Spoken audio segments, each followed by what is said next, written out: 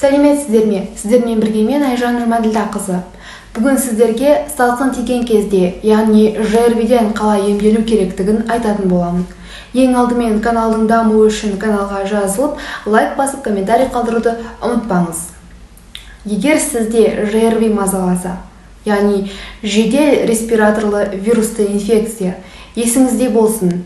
Салқын тию ол дәрісіз де апта ішінде, дәрі ішсеңіз де апта ішінде организміңіз сізге емдеп береді.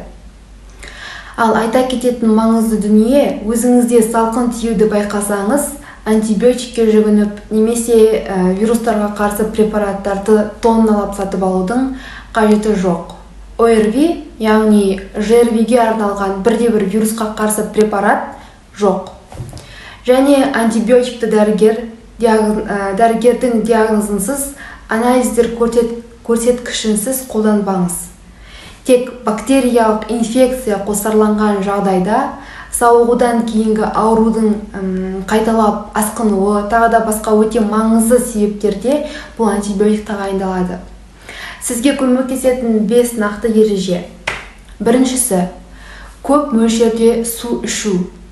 Ол температураны түсіруге, шырыштар мен қақырықтың оңай бөлінуіне көмегін тигізеді. Ой, су деп қолды бір сілтей салудың қажеті жоқ. Су ол өте маңызды.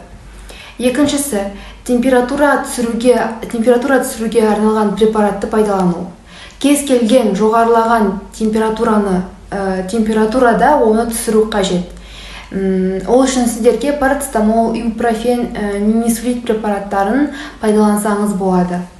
Үшінші, мұрын бітелуінде теңіз тұзы қосылған сумен шаю, немесе дәріханадан сатып алуыңызға да болады.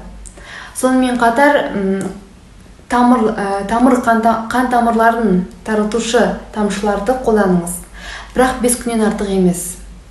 Төртінші, жөтел үшін ең керемет препарат су. Ал егер қою жабысқақ қақырық мазаласа, онда ацетилцистеинді қолданыңыз. АЦЦ 600 мг күннің бірінші жартысында ішесіз. Бесінші, тамағыңыз ауырып мазаласа, онда соруға арналған пластикаларды көмекке шақырыңыз. Мысалы, ангал. Ал шаю үшін антисептик ретінде қарапайым фурацилинді қолданыңыз. Видео соңына дейін менімен болғаныңыз үшін рахмет. Егер де осындай видеолардың шығып тұрғанын қалайтын болсаңыз, онда каналға жазылып, лайк басып, комментарий қалдыруды ұмытпаңыз.